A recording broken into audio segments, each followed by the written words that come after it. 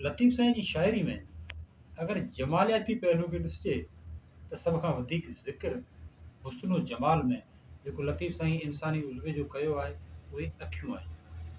ख़ासि तौर ते लतीफ़ साईं अखियुनि जो वधीक ज़िक्र कयो आहे। अखियुनि खे वाखाणियो अथसि, अखियुनि सां ॻाल्हायो अथसि, अखियुनि सां मुख़ातिबु थियो आहे। अखियूं के निमाणियूं, के रोइण जहिड़ियूं, के वॾियूं, के नंढियूं। मक़सदु त अखियुनि जो जेके लतीफ़ साईं जा बैत आहिनि उहे तमामु घणा आहिनि। उन्हनि मां कुझु हिन रीति आहिनि। अखियुनि में थी वे त वारे छपर ढकियां, तोखे न ॾिसे ॾे आउं न पसां की ॿियो बैत आहे खणी नैण खुमार मां जा कयाऊं नाज़ नज़र त सूरज शाखूं झकियूं कू माण्हू कमर तारा कतियूं ताइब थिया देखींदे दिलबर झको थियो जोहर जान बजे जमाल सां। टियों नंबर बैत आहे खोड़े खणव सिपरी खई तां खोड़ आदत जा अखियुनि जी सा नेई निभाइज तोड़ मुंह में ऐबन खोड़ तूं पाण सुञाणज सिपरी।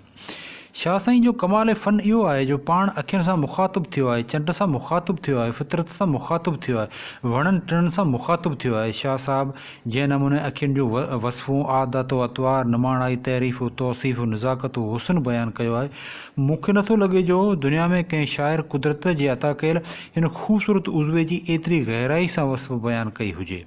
भिट धणी वटि विसाले यार जो कमाल इहो आहे जो पंहिंजे महबूब खे भर में नथो विहारे पर अखियुनि में थो विहारे ऐं पोइ उन्हनि खे ढके थो छॾे त जीअं महबूब खे ॿियो को ॾिसी न सघे, न पाण कंहिं ॿिए खे ॾिसी सघे। कॾहिं कॾहिं पाण अखियुनि खां बेज़ार थी पवे थो जो इहे वेंदड़ महबूब लाइ रत नथियूं रोइनि, सिर्फ़ु ॻोढ़ा ॻाढ़ीनि थियूं।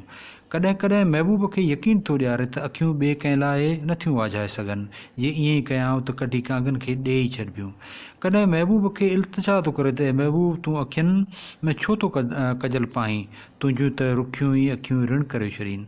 अखियूं ई आहिनि जे जगजान खे ॾिसनि थियूं, हिन दुनिया जी ख़ूबसूरती खे ॾिसनि थियूं, ग़मनि में बि रोइनि थियूं, ख़ुशी में बि रोई ॾीनि थियूं, बिल्कुलु नंढड़े ॿार वांगुरु। शायदि भिट धणी खे इहा ई अदा पसंदि आई हुजे।